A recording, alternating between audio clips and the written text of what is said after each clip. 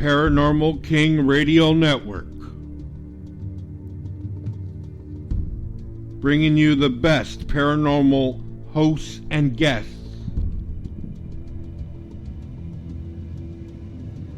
bringing you the best paranormal shows and features,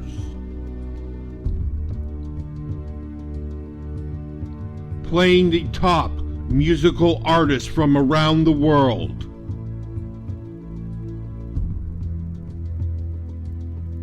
Paranormal King Radio Network.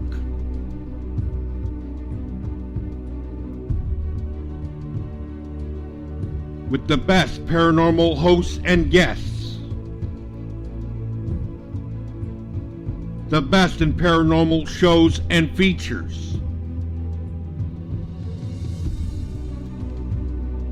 Playing the best musical artists from around the world. Paranormal King Radio Network. The paranormal will never be the same.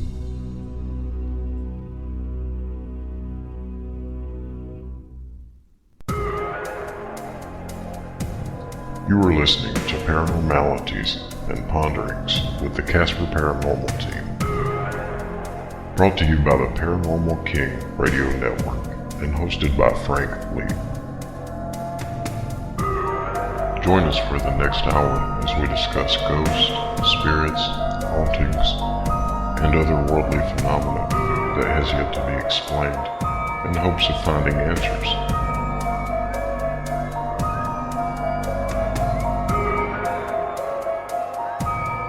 This show is meant to be a resource for those of you who, like us, seek to find answers to the unknown. We hope you find it informative and enjoy the show. And once again, thank you for listening.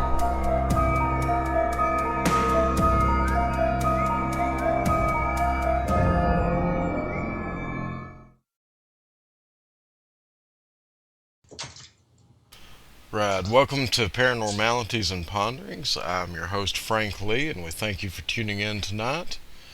Tonight I've got a very special guest with us. It's going to be Melissa Tanner from TnT Paranormal. How are you doing tonight, Melissa? I'm doing really good, thank you. Well, good. I'm glad to have you here on the show with us. It's quite an honor.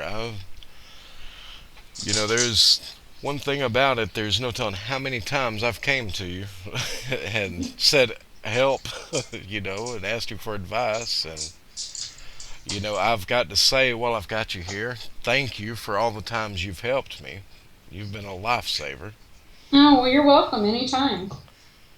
So, and a little bit of introduction for those of you that might not know Melissa. She's very much like I am in the way that she believes in teams working together and believes in paranormal education, and she's a perfect example of doing things the right way, and one of those teams that you see that you should see more of. I'll say it that way. So I'll go ahead and start. Well, how did you first get into the paranormal? Well, first, thank you for the compliment. I appreciate that. For a lot of people, they'll say it's one thing. There was like that one big event that happened. And for me, there wasn't just one thing. I grew up in southwest Missouri, and it was an old lead mining town. So there was a lot of old mines, old stories, a lot of, old legends and lore from my town. We also were near several old Civil War battle sites, and so there was always those ghost stories. Oh, okay. And I remember as a little kid, I was fortunate enough to have my great-grandparents alive as well as my grandparents, and my great-grandparents would take us on trips after church on Sunday. Mm-hmm. And my grandma would point out things and say, well, that farmhouse there used to be a hospital during the Civil War. People have seen ghosts. Or, sometimes I think she'd kid me and say, oh, they've seen a headless horseman type thing in the cemetery, stuff like that. So there was always that kind of thing. I also grew up near what was called Camp Crowder at the time. There were always some stories about things that went on out there. And then if you've heard of the Joplin Spook Light, it was very near Huh. where I grew up. And so we would go there as teenagers trying to see it. I have been fortunate enough to see it twice. And so there was that interest there as a kid, seeing things. And when I went to college, I just by happen ended up at the Crescent Hotel one time Oh, with wow. something we were doing, having no clue what it was all about. And we ended up doing some, legend tripping, if you will, and had some interesting experiences that night. I can imagine. That we, couldn't right then. And this was way before my investigation days. So I didn't have a recorder with me or anything like that. It was just like me and some friends hanging out. Well, then I moved to Chicago many years later, and, Ghost Hunters came on TV, I'll be honest. But I think the first TV show I saw was Scariest Places on Earth. And so Right. I kind of started getting into some of those. I've always really liked the history parts too. And so I started researching and said, is there a team here in the Chicago area? And I was surprised to see how many teams there were. Right. And so I decided to join a team, and I belonged to that team for a little more than a year. And from there, I went to another team, which is actually the Illinois TAPS team, and I was on that team for a few months. And I started having a bunch of my paranormal friends at that point go, come on, start your own team. And I did. And 2 or 3 of those people that I knew came with me, and so did my sister. And so I started this group in December of 2009 and have been doing it ever since. And, Wow. Some people ask me what TnT stands for. It actually stands for the last names of the 2 owners, which is Tanner and Tanner, of the company. We are an LLC, so we actually are a registered business with the state of Illinois. Right. So that's kind of the long story. There's not just the one thing, like I wasn't in a field and saw an apparition. It was kind of a combination of things that kind of took me down this path. Right. It's funny that you mentioned Scariest Places on Earth. I remember right about the time that I started really getting into paranormal research. I remember that show.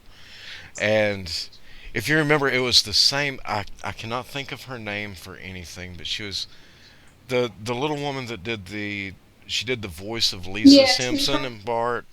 yeah, and wasn't she in Poltergeist too? Yes, Yeah, she was, and she used to do those little creepy yeah. um, little voices during the show. Oh wow, that just brought back so many memories for me. I haven't thought about that show in years. Oh, it was one of my favorites, I think, because they took people and put them in a situation and let them tape it. And another one that I really liked that was back at that time, and I don't know if any of these things were scenarios created. I mean, I don't know if the show created the hauntings, but I liked Fear from MTV because it took people with a camera and put them in a scavenger hunt type of situation where they had to kind of like go through the haunted location. And I liked that kind of style, of they were impromptu, didn't know what they were doing, and I got to see a lot of cool places. I mean, I would love to get to go to the Sugar Shack. I have never been to that prison, and I would love to get to that location.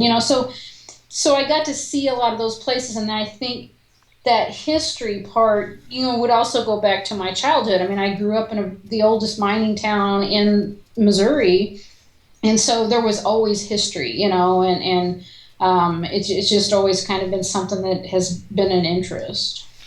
Right, and from what you were saying, it sounds like you really got your start from.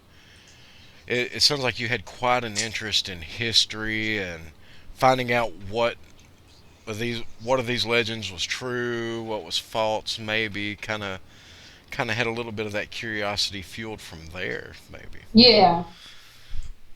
Right. Yeah, and my mom ends up, she's a history major. So she had a lot of books and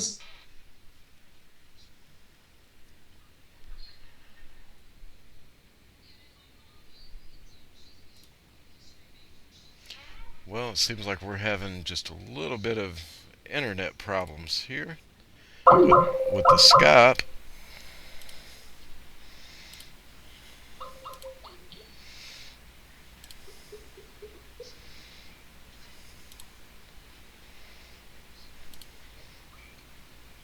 Let's see if we can get her back.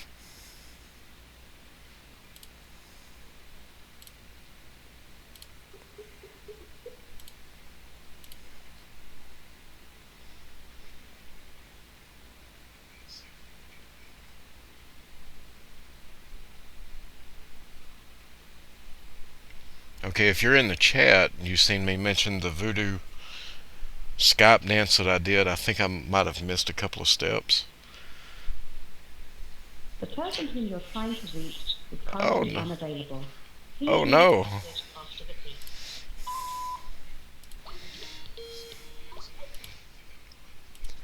Hey, there you are. Sorry, I'm not sure what happened. Well, I don't know.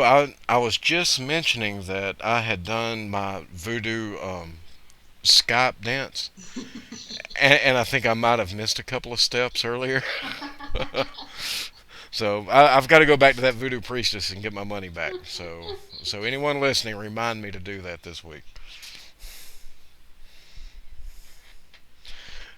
Okay, but so you were saying that your mom was a history major. Yeah, and so she would always have like history books and things around too, and so I would try to read up on some of those different parts of the area, and it's always been like the local history. I was able to find a book about the geological survey from my hometown from like 1904, and I ended up getting the book and donating it to. We actually do have a historic society in my hometown, and I ended up donating it to them because it's just since the town was built on lead mining, there was such a history there. And so anyway, it helps living in Chicago now because there's so much history. I mean, you've probably heard some of the famous stories like the Bachelor Grove and Resurrection Mary.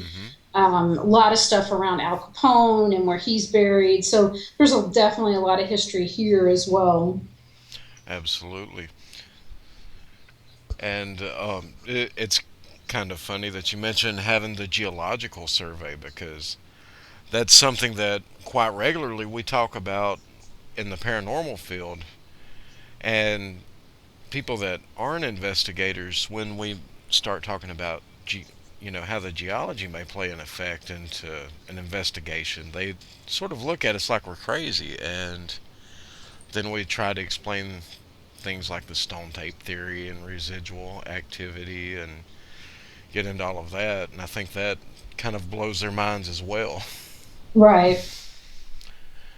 But so anyway, after you got your team started in 2009, what type of investigations did you start out with? Were you mostly doing residential or? Yeah, we still primarily focus on, I'm going to call it clients, because for some reason in the last year we've had more businesses than residents.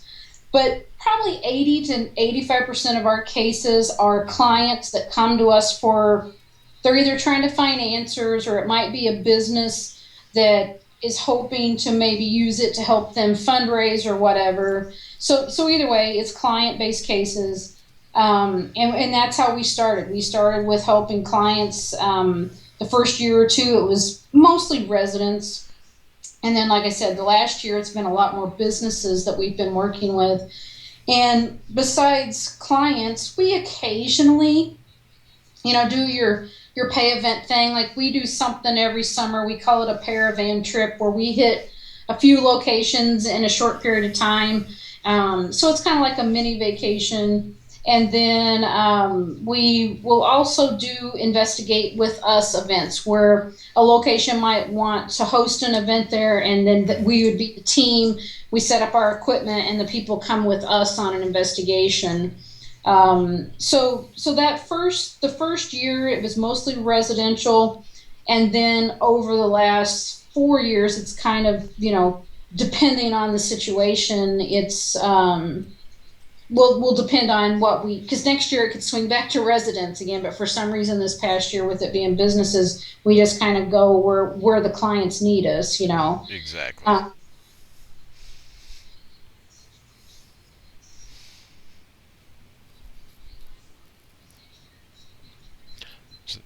So on the Paravan that you were mentioning, so how does that work? Well, we can just talk about this year. So this year we started off by going to Limp Mansion the first night, and that's in St. Louis. And then we drove back towards Chicago. And so we investigated 6 locations in 6 days. And so we started off at Limp Mansion. Then the next day we went to Alton and did Mineral Springs Hotel the second night. The third night it was McPike Mansion, which is also in Alton. Then the fourth night we went to Auburn, Illinois, and did the Haunted Art Theater. That location is owned by the same guy that owns Ashmore Estates, which you've probably heard of Ashmore. It's pretty popular. Then the next night we drove to Oregon, Illinois, and did Conover Square Mall, which used to be an old piano factory. And then the final night, it was actually a local client that we were doing a follow-up investigation, and it was a bowling alley. Wow. And so kind of how it works is we just line up the locations, and I try to pick places that aren't too far so that way we're not driving too far in a single day. The longest drive we had was a 3-hour drive. And so we try to do it so then we get plenty of rest. And then during the day, if we had time, we did some sightseeing in Alton. So we did some of the other local haunted things. So it's just kind of something we as a team do. Not every team member goes. I think we had like 6 of us that went to every single location. And so it's just kind of something fun we do. It is tiring. As you know, one night's hard enough. Right. When you do it for 6 days in a row, it was a challenge, but keeping the driving down definitely helped. Last year, we did Waverly Hills Sanatorium. Oh, wow. And then from there, well, we did a theater first, then Waverly, then we went to Whisper Estates in Bartonville, Illinois to the Pollock Hospital. And that one was a little more difficult because we did have a 5-hour drive between the two. So if a team is going to do these, where they're going to do 2 or 3 in a couple days, I would try to find stuff close together so you're not doing so much driving, because that will wear you out when you're already tired and stuff, from being up late. And the other advice is make sure you drink plenty of fluids. One of the things, there's actually a safety paranormal group out there, and one of the things they talk about is how, with all the stuff you do during investigation, that dehydration is part of the reason why we feel that paranormal hangover. Right. As your adrenaline's going from the investigation, plus you're working really hard for setup and tear down, it may not take the time to get drinks. And so it was some of that stuff too, as we chose, like, okay, well, we're going to make sure we sleep in every day. We're going to make sure we eat and drink appropriately, avoiding alcohol before investigations and things like that, so that doesn't wear you out. And so it actually was fun. We're still working on data review, almost done with that. But as you can imagine, 6 nights of investigation, It's a lot of data to review. Right. Just one night is just overwhelming. And even though you're keeping these sites fairly close together, that's still covering quite a bit of ground. And like you had mentioned, just the exhaustion, because like you were saying, one night really tires someone out more than someone would expect if they haven't investigated before, let alone doing it night after night after night. And wow, my hat's off to you, because, well, as I said in the intro when I described the event, I plainly said you're one of the hardest working people in the paranormal field, and I still stand by that. Well, thank you. Well, and that's why we only do it once a year. I know there's a lot of groups that will do, several investigations throughout the year that are for fun, where they drive 3 or 4 hours at a time. We just kind of decided, let's just do it all at once, so then it's not, because even if you drive 4 hours investigating and drive home, that's a lot out of you too, so it definitely, it's not all as glamorous as they show it on TV, right? Right, absolutely. And what's funny is, those TV shows where they get there, and as soon as they get there, everything's going crazy, and there's activity all through the night. And it's always interesting to see the people who think that a paranormal investigation typically goes that way, and you sit there for 5, 6, 7 hours and absolutely nothing happens. Right. And from the chat room now, we've got a pretty good question there. Says, with the high crime rate associated with Chicago, do you find that your team tends to be busier than normal? Like maybe more hauntings from murders or deaths, things like that? Not to my knowledge. I mean, none of our cases have ever been like somebody who's had a crime happen at their home while they've lived there. Now, I'm not saying that doesn't mean something didn't happen at other times. We have had a couple of cases where, like, we were able to tie a fire to the previous house that was at the location, which kind of tied to one of the claims the people were having. But we really haven't noticed that here. But that is a really good question, because there could, there might be some of that does happen. Keep in mind, we're one of there's probably 3 or 4, maybe 5, 6 dozen teams here in Chicago. Right. So we only see a handful of the cases, I'm sure, as opposed to what is actually out there. Right. Well, now that makes me think of another question, kind of related to that. And in some of those cases where, and I'm sure you run into it, because we always, as investigators, try to find out as much history of the location as we can before we investigate it, but sometimes the written history just isn't there. You just have to rely on what you're told. But have you ever had the paranormal activity there perhaps support the oral history that you're given, or the legend that you're given? We actually, I can tell you of a case that is one of my favorite places that we have gone. We haven't gone in the last few years, but it was one of our training locations. And we were able to, with the local historical society and the people that owned it, figure out the home, when it was built, who it was built by. And so from that, we found out it was a German family that immigrated here in the late 1800s, and they built that home. So we actually had someone take some stock EVP questions, translate that into German for us. We then took those questions, and so it would be stuff like, is your name Albion? Because that was the name of one of the children. Did you build this home? And so because we had that history, then we were able to ask those questions, and we actually got answers back in German. And so when we ask, did you build this home, we got a firm nein, which is no. Right. And so I think having that history has helped. And so we've done that a few times. If we believe that if the description makes it sound like it could be another nationality, we've done EVP sessions in other languages to see if that's helped, prompt some activity.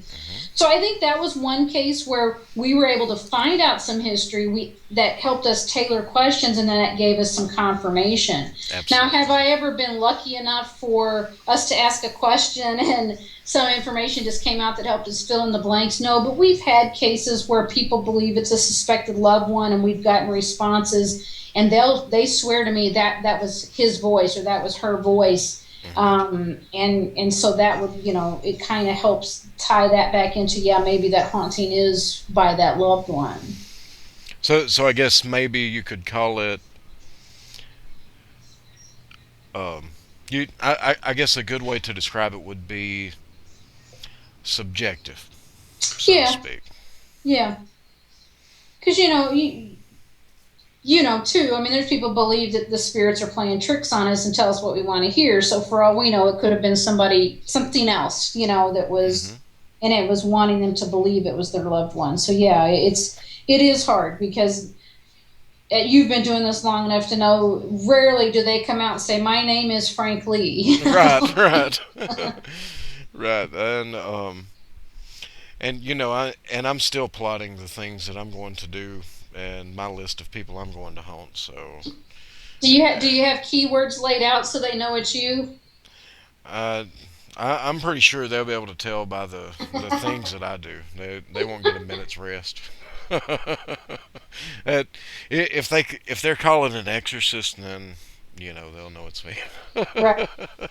But we've also been lucky enough that one of the places we've investigated is a historical society, so they know the complete history of the building. We've also been lucky to investigate a couple of museums, so they know the history of the artifacts. And from that, we've gotten responses that we believe helps us tie back to certain, either certain people that are there, or it is tied to a certain object that's there because of that activity. Right, and those are always very interesting places because you have to wonder, is the activity linked to the building, or is it linked to the object? And it just, there's so many questions that come from that, but it's just a wonderful experience. Right. When that brings another question to mind, actually. When you're investigating some of these places, like you'd mentioned doing a theater earlier, and some of these, do you ever do anything like to trigger activities such as maybe while in the theater play music or anything like that? Yeah, my group doesn't do negative provoking. Right. So we won't, insult, call names, or things like that. But we will use trigger objects. We will role play. We will use music. We will bring toys, food. And we've actually had some good responses. We've had where we've played music at or sounds that might relate to that area, and gotten, some EVPs from that. We had a case where they believed it was their neighbor that had passed that was haunting the house, and we brought that person's favorite food, and it was a hamburger. And Frank, I kid you not, I kicked myself for not putting a camera on it. We put the hamburger down, we left, went to another room. When we came back, there was a thumbprint in the bun on the top. Wow. And I know it wasn't there before, but unfortunately I didn't have a camera on it. I didn't have photos. It's just more, I know what what it was. And so, but what's interesting is when you have those experiences, then it has formed my investigation skills better, because now we take pictures of trigger objects and we put them down. We put markers on the floor, like if it's something that can roll, like by using tape, so that we know exactly where it was at, and put cameras on them and things like that. So yeah, we do that. I've done things at theaters where we've got a couple of people on the team that are not half bad singers, and so they might, break out into song. We investigated an opera house a couple of weeks ago, and one of the guys actually knew an opera song, and he started singing it. So I'm hoping Wow. EVP during that. But yeah, we will do some role playing. We've played games, like we've investigated schools and played Duck Duck Goose, or play Red Rover Red Rover. And we actually have had little kids giggling show up on there, and it was all adults that were present. And so, I think if you think about this, if you were to come back as a spirit, would you want to talk to somebody that just kept quizzing you, or would you want to interact? Exactly. And, some of our better EVPs have just been when you talking like you and I, and all of a sudden there's another voice on the recorder that we didn't hear, So we do a lot of that passive investigation too, where it's just more talking. We might talk about, food we had, a movie we saw, or books we're reading, to see if that will do it. We've read books out loud when we've thought there's children's present. So we try to think outside the box and not just walk around, saying the standard questions over and over again, Absolutely. And I absolutely agree 120% on not doing negative provoking, insulting. I'm a firm believer that you should be respectful of the dead just as much as you are the living when you walk Right. into a place. But I've also had some excellent results. Here just a few weeks ago, we did a joint investigation with Old South Paranormal, which is some friends of ours from a paranormal team out of Mobile, Alabama, and Gulf Paranormal Society out of Foley, Alabama, at a museum in Childersburg, Alabama. And while we were in there, we were investigating this. It's a museum that used to be a house that was passed through several prominent families from the city. And there was an old piano in what was a music room. Well, I play the piano a little bit, And I sit down at the piano while we're in there. We'd been doing an EVP session, and I just start playing some songs from the turn of the 19th century. And as soon as I did, we started getting all kinds of activity. The temperature started shifting. We started seeing shadows go through on the DVR. Everything just started really coming to life. And we even asked, or someone else in the group asked, do you want Frank to play another song? And we got an EVP saying yes. And there was a positive response. And after that, it seemed like everywhere that I went throughout the rest of the investigation, you would see shadows or activity following me throughout the place. And so every once in a while I would go back to the piano and play a little more and come back, and it seemed like it kept things lively and kept it going. But I absolutely agree about interacting with them, not just quizzing them. Yeah. Well, so you'd have loved the old piano factory we were at then, because there were tons. Cable was one of the brands that was made there, and so there were a ton of pianos there. Oh, you have no idea how jealous I am just hearing you talk about it. Well, if you ever come up here, we'll have to visit it. It's not that far away. So. Definitely. I'll make a trade with you. I'm just down the road from Slough, so. Oh, I'd love to go there. so if you come down here, I'll take you through Slough. So if you'll take me through the piano factory. That sounds good. Okay, we got a fair deal. That will work. You know, speaking of sloughs, I'd never heard of sloughs being haunted before that show. Before I'd seen it on Scariest Places on Earth, Mm-hmm. which was kind of funny. Which way back, oh God, I guess. It had to have been the mid-90s, I would think. Right, it was, I guess, 96, something like that. That's that. I'd guess Right. that. Yeah, somewhere. It quite quite a while. But so now something that I'm very interested in, and every time that I talk to you or look on your site, you've always got something going on. Your team is always busy doing something. And something that I'm intrigued by and would like to do here myself as well is the Paranormal 101 classes that you and your team put on. Could you tell us a little bit about that? Sure. We started with just the 101 originally, and now we have 6 different classes we offer through the local library and park district systems here in Chicago.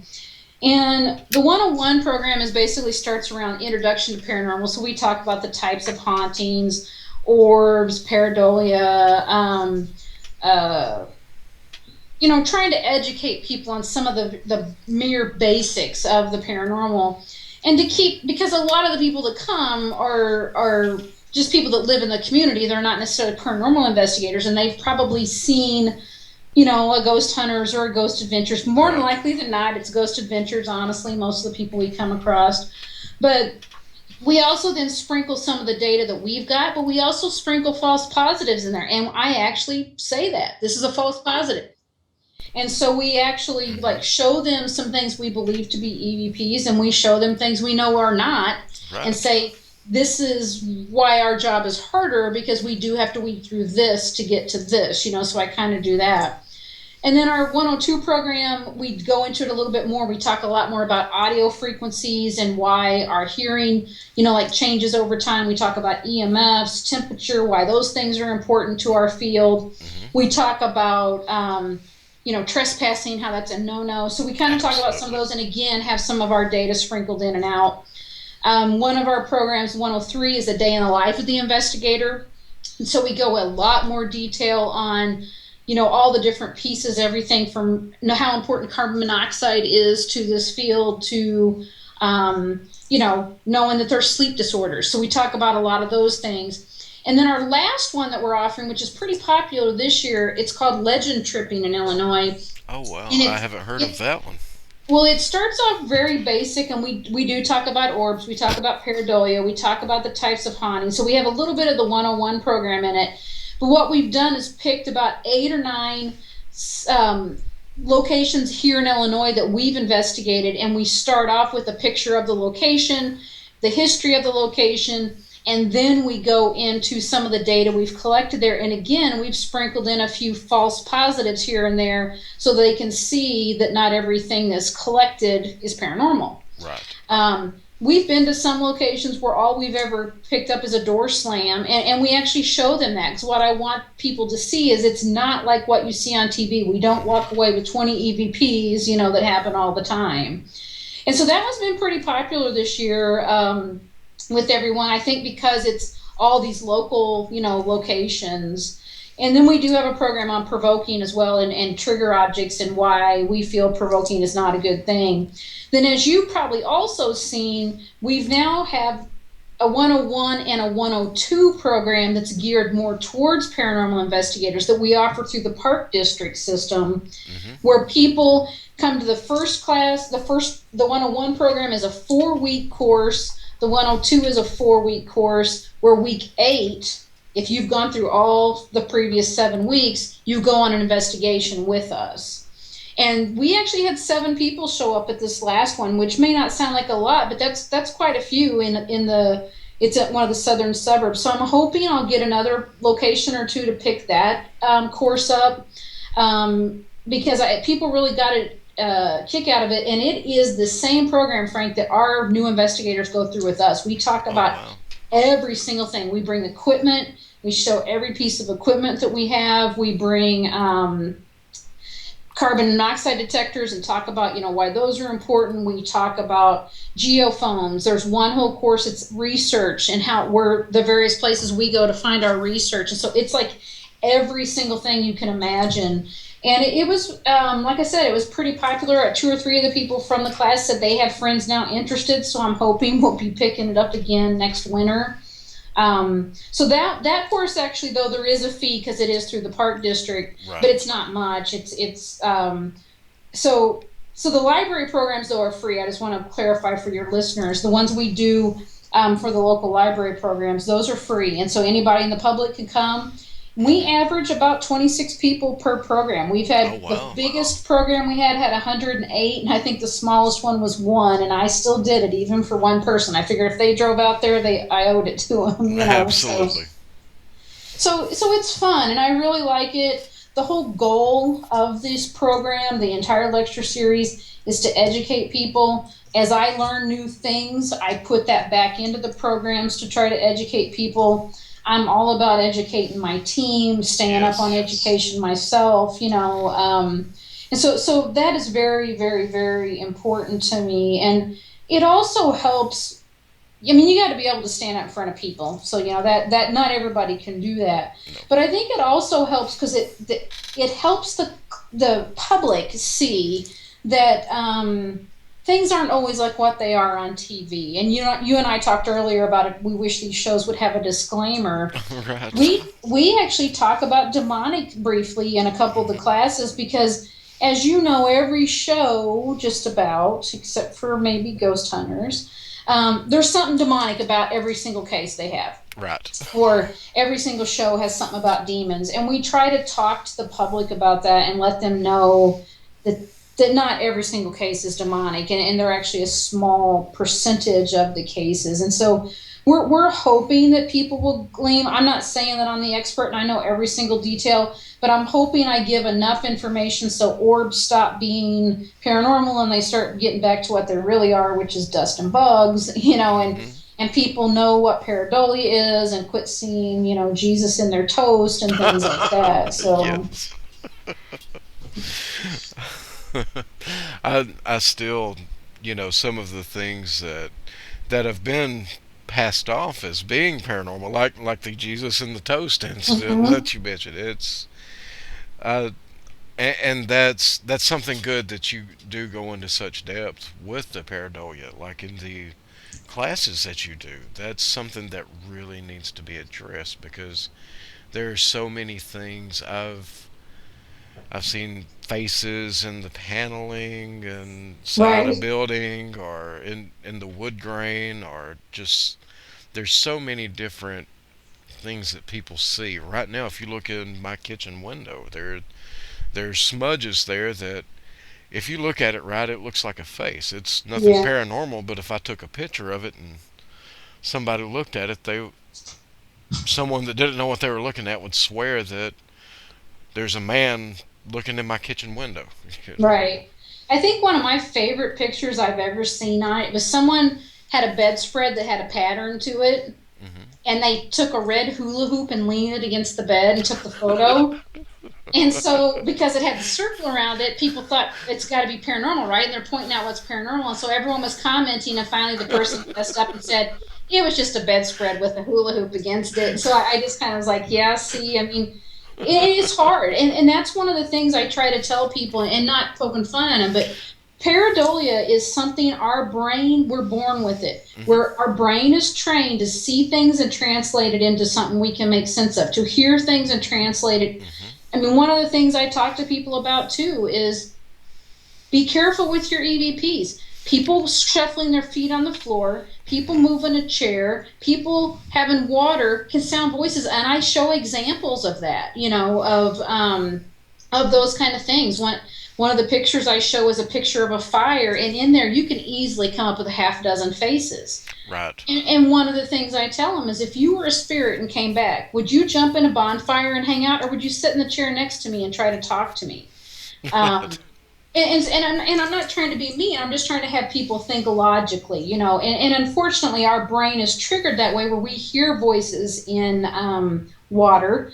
And, the term babbling brook probably came from that, because it sounded like people talking, but it was mumbled or jumbled, and it wasn't clear words, So that's some of the stuff we talk about. Right, and I'm so glad that you addressed that with the sound, because pareidolia can be audible as well. And you hear, especially the places like with the running water or with constant sounds, and with clothing as well, if the right jingle, polyester for instance. Polyester pants make for great EVPs if someone's walking with a recorder. Right. And there's so many things that people have to consider. And, for instance, like you said, if a spirit comes back, are they going to want to hang out in the fire, sit down?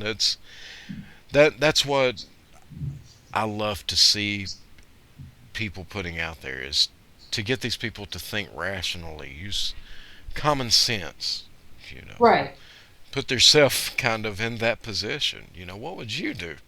Right. So that, and from the classes that you've got, that I wish that there were more teams doing that in more locations, because I think that is just wonderful, that there's that type of education being available to the public and to new investigators, people that are just curious about the paranormal. And like you had mentioned, it's excellent training for new paranormal investigators. Right. That saves them a lot of learning things the hard way. Yeah, because I remember my first investigation was Waverly Hills Sanatorium, and I thought I was going to be so slick, so I had both hands free. I was going to put my recorder in my back pants pocket. Yeah, you know what happened to me. All you hear is my jeans going shh, shh, shh, for like hours. And so it's stuff like that we talk about. And, if you're going to put a recorder and you want your hands free, the best thing is to tape it to your arm, or get one of those running bands and put it on your arm. And we wear vests, and we talk to them about why we wear the vest. It makes it where we can have extra batteries and a pen and paper and all that, but still have our hands free to open doors or carry a flashlight or do whatever, And so we kind of talk about those kind of things too in the actual training, because those are things we've learned along the way. And I'm not saying it's right for everybody, and everybody finds their own niche. And I'm hoping over the next few months to start getting some of these courses taped, where I might be able to start offering them online. I'm just, wow, that would be great. It's just finding the time to do it. As you mentioned, we're very busy, and so it just finding the time to actually get the recordings done and get them posted. So that's one of my goals for the next year anyway. Well, at least you've got one subscriber here. I'll guarantee you that. Well, now, what kind of advice would you offer to someone who is, maybe they've seen the shows and they're thinking about becoming a paranormal investigator? What should be their first step into making that move? Well, the first thing I would do is find an established team that has a good reputation in your area, and talk to them. You know, one of the biggest things I tell people, my team may not be for everybody. We have a code of conduct. Mm-hmm. We have certain requirements that as a member you have to live up to, like so many cases a year.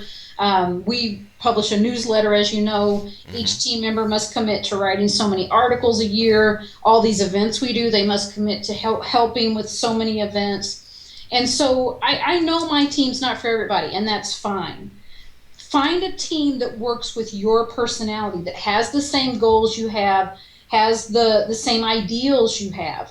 There are teams out there that are only Christian-based, but there's teams like mine. I have someone from almost every religion you can imagine. Mm-hmm. And I think that helps us because we deal with a lot of diverse clients. But if you're in the South, maybe a group of all, not to pick on any religion, but Southern Baptists might work better for a Southern area because most of your clientele might be from that religion, you know. So see what works for you.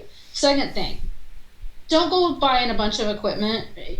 All this stuff, I'm telling you right now, I get to the point now where I only use a couple of things. The latest thing I've been using is the oscilloscope that Dave Roundtree recommends. So at some point in time, Frank, you and I should talk about it. But it basically is an oscilloscope that's got an EMF sensor hooked to it. And so you can actually see the frequencies of the EMF as you capture them. So you can tell man-made and cell phone EMFs from not. And I carry that thing now all the time. And a digital recorder. And that's pretty much it. We will put out a geophone. We have motion detectors. We have a DVR and cameras. And we put those things out. But you don't need all those things. If you're going to invest in one piece of equipment, get a good digital recorder. I recommend Zoom or Tascams. They're more expensive, but they are built for musicians, for demo recording. Their microphones are much better. The quality's much better. You can record in uncompressed mode. And I'm telling you right now, it will help you throw out stuff that is not paranormal, and it will help you capture better data. The next thing, a good flashlight with a red filter on it. When you're doing these investigations in the dark, white light actually causes night blindness. If you see it with a red filter, you don't have that problem. So get a flashlight that works for you and your the way you do it. I like to wear a hat and I clip it on my bill, and then I've got hands free and I can have my flashlight if I need it, and then if I don't want to have one in my hand. So those are the three things I would say is, again, find a team that works for you. Don't go spending a lot of money. Just get a good recorder and a good flashlight. Absolutely. Excellent advice there. But basically, keep it simple. Exactly. Well, and if you're going to be investigating with these people, you're going to be in the dark with them. You're going to be driving in the car with them. Make sure it's people you're going to like, people you want to hang out with, people you're going to have fun with. And if you're going to be miserable being on a group, it's probably not the group for you. And there are tons of groups out there. And then worst case scenario, start your own. But I'm telling you right now, Frank and I can both tell you, it's a lot of work to run a team. It is, and something else too, like you had mentioned, is you've got to make sure that the team that you get with is on. You've got to make sure you've got the same mindset. Like with mine and your teams, we're more. This is what we want to do for a career. We're more constant, pushing steadily, whereas a lot of teams are more doing it kind of as a hobby, maybe a weekend thing. And not to say that that's a bad thing. It's just different people have their different intentions for it. Right. Yeah, because there are groups out there that only do pay locations. There are groups out there that only do client locations. I mean, I know people that refuse to pay to investigate anywhere. And so find a group that works for you. I'm not a big going to cemeteries and try to investigate, but I like to go look at the headstones. I like to go read, the names and try to find, some of the history. But I don't do a lot of outside locations because there is a lot of noise contamination. Right. And I have other personal reasons why I don't like to do cemeteries. But make sure the team you have does that. And I'm here to tell you, you also want to make sure you find a team that will follow the law if that's where you want to be. If you don't want to trespass, do not join a team that thinks it's okay to trespass. Absolutely. I mean, I don't know, Frank, if you saw the article this week, there was a bunch of teenagers went joyriding just this week trying to go find some ghost at some place, and they had a car accident and killed one of the people. And so, Frank and I don't just do this like Saturday night. We don't just wake up and go, okay, well, let's go hit so-and-so. This is planned. We actually work the plan up. We get permission to go there. We have people we're working with, and we put a plan together. And I would finding a team that works with the style and the way you want to do it. Now, some people also ask me, are you a scientific team or a spiritual-based team? I actually tell people we're a technology-based team. Right. Now, do I try to follow scientific practices? I do. I try to document everything, record everything. But I wouldn't say we're necessarily scientific because we don't have a 100% controlled environment. We don't have things we can replicate over and over and over again. Do we try to follow those things? Sure. Absolutely. But we definitely use technology to try to document the situation, to try to get activity to happen. And so that's why I try to clarify a little bit, because I think, a lot of people are talking about pseudoscience now. They get a little bit bent when we say we're doing stuff scientifically. And that said, if we ever found a good medium or a psychic, I would consider working with them. Sure, we just haven't been able to find one that we kind of have the same ideals of, with them. Right. And, well, that's like with us. We're very fortunate to have two. But even with them, they're the ones that we have. It's drilled to them that their very first job function is you're a paranormal investigator. You've got to know the theories. You've got to know the technology. You've got to know the methods, the techniques, and then after we've gone through, after we've taken that scientific approach, after we've taken the environmental data, then go through and see what you sense and see if it's applicable. And then that's taken in a subjective manner. But first and foremost, they're paranormal investigators just like everyone else. Right. So that's because I get asked that question quite a bit about, because people know that we have mediums on the team, and that's the way that we utilize them, is first and foremost everyone's an investigator. Right. So, and real quick, we've got a few minutes left. Tell everyone about the Bumps in the Night newsletter, which if they're not subscribed to, they should definitely go to the website and sign up for it. Awesome information comes out in there. Yeah, it's free, so it's not going to cost you anything. It's not like your typical newsletter, and most teams, the newsletter's all about them. We have one or two pages that might talk about us. The majority of the issue, though, is for the readers. We have one column called Paranormal You, and it could be any topic paranormal. 1 month it might be something about the full moon, topic from right now that would be relevant. And the next month it might be something about pagan or Wiccan, or we've done one about voodoo, and it's all about trying to educate people about a paranormal topic. And as long as it's something that a paranormal team could utilize, it's not off limits. Right. So we've done topics that even deal with sleep disorders and things like that. One column is called Tools of the Trade, so it's always a technology type of thing. It could be anything from websites to use for research to a geophone. Mm-hmm. Then we also have a famous haunts column, and it's about doesn't have to be local, but it's about some haunted location. It tells you some of the history. If we've investigated it, it'll talk a little bit about what we excuse me, what we might have had there. Lately, we've been actually getting some guest columnists that are starting to write with us, one of which is Chad Stampa. I don't know if you know him. He's an author, and he runs 11th Hour Paranormal. And he writes a column every month. We have another paranormal person, Becky Gooman, which is from lower down in the state. She writes an article or a column more about empathic type things where people send her questions. And so we're starting to get more and more different types of articles. Our newsletter last month was 24 pages long. So it's not just 1 or 2 pages about us. It's actually things about, the paranormal community. We also allow people to place ads. So we'll advertise different conferences that are coming up. So that's something that might be of interest if you're, wanting to pick a conference in your area.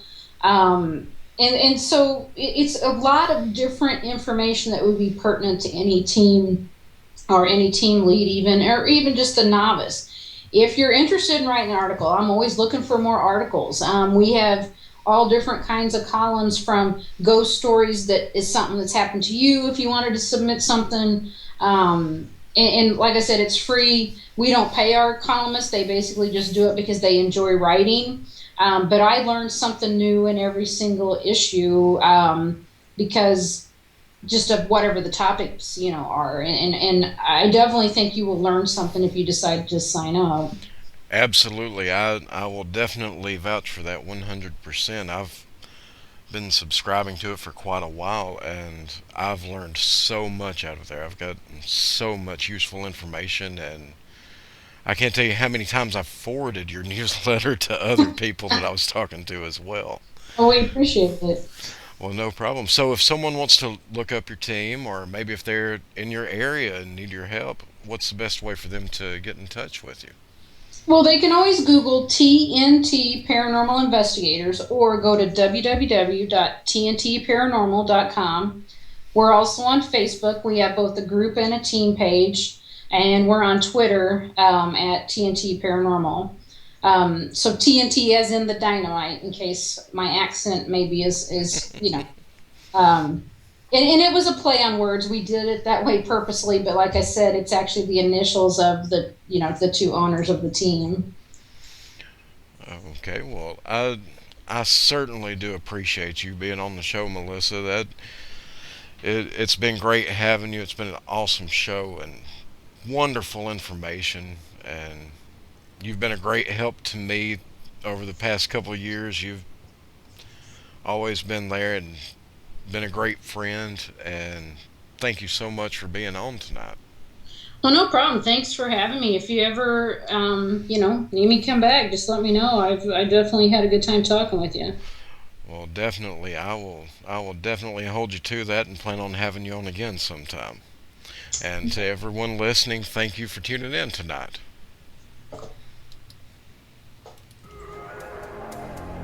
Thank you for listening to Paranormalities and Ponderings with the C.A.S.P.I.R Paranormal team, brought to you by the Paranormal King Radio Network. We hope you enjoyed the show, and will tune in again next Tuesday at 6 p.m. Pacific Standard Time, 8 p.m. Central Standard Time. Please be safe as you're out there, especially if you're investigating the paranormal.